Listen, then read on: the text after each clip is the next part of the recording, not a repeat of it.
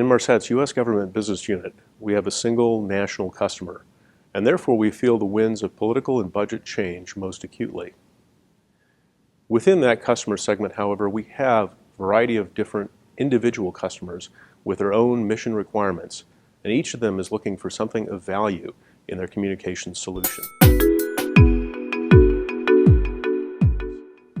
LTAC is our solution to augment Milsatcom by providing UHF-compatible services across Inmarsat satellites with a minimum of changes to customer equipment. HDR is the new capability using existing Inmarsat satellites to provide high data rate equivalent to VSAT services from a very small terminal. And Global Express, our newest service, is now being introduced to provide even wider beyond VSAT services to a growing U.S. government market which demands high data rates and also Milsatcom augmentation. In the summer of 2013, Inmarsat launched AlphaSat, the fourth and most sophisticated of our series of L-band satellites.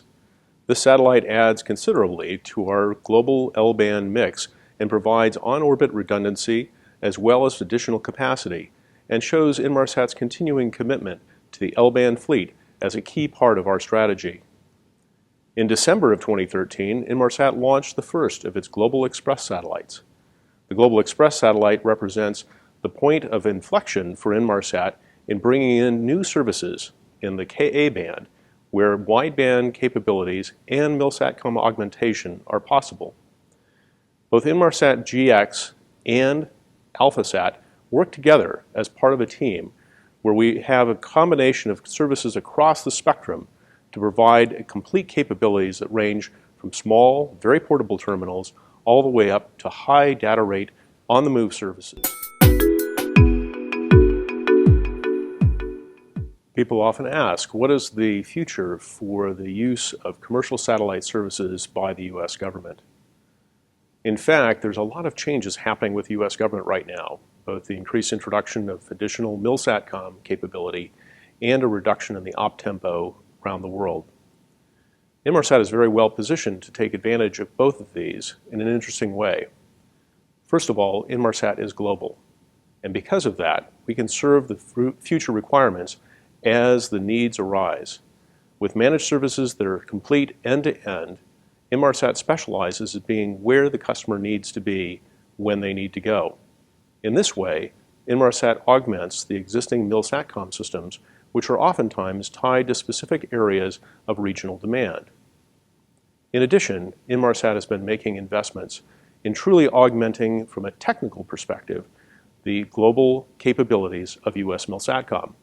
This is true in both our LTAC product, which augments Milsatcom narrowband, and in our Global Express product, which augments Milsatcom wideband. For both of these, Inmarsat has designed them technically to be compatible with existing military terminals, allowing those terminals and the users to operate across Inmarsat transparently. By taking advantage of these, Inmarsat is well positioned to move forward in the U.S. government market space to serve those customers with urgent global demands. We see the bandwidth demand in U.S. government continuing to rise, and Inmarsat looks forward to working with the U.S. government to position its products alongside the government's organic capabilities to meet the future mission needs.